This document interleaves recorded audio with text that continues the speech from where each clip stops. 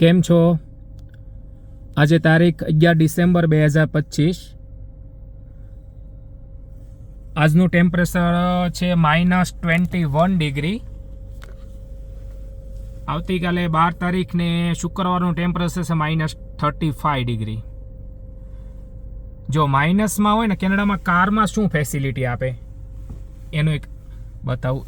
જો આ છે ને, આ સ્ટીરિંગની સ્વિચ છે. આ સ્ટીરિંગને સ્વિચ ચાલુ કરો એટલે આ હીટર છે ને, સ્ટીરિંગમાં હીટરની પ્લેટ હોય, આ સ્ટીરિંગ ગરમ થઈ જાય. આ સીટનું હીટર છે. આ સ્વિચને ચાલુ કરો એટલે સીટ છે ને, આ સીટમાં અહીંયા પ્લેટ ગોઠવેલી છે, આ ગરમ થઈ જાય બંને બાજુની સીટ. આ જો પાણીની બોટલ આ પીવા માટે મૂકેલી, આ જો બરફ થઈ ગયો.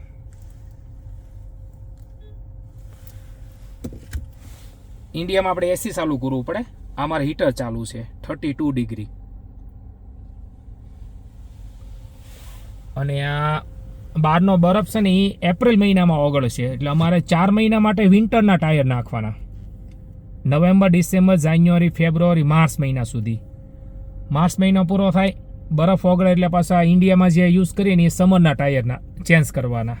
એટલે વર્ષમાં 2 વાર ટાયર ચેન્જ કરવા પડે. આ રીતે કેનેડામાં વિન્ટરમાં ડ્રાઇવિંગ કરવું હોય ને, તો એટલું ધ્યાન રાખવું પડે. ઓકે, ચાલો, જય શ્રી કૃષ્ણ.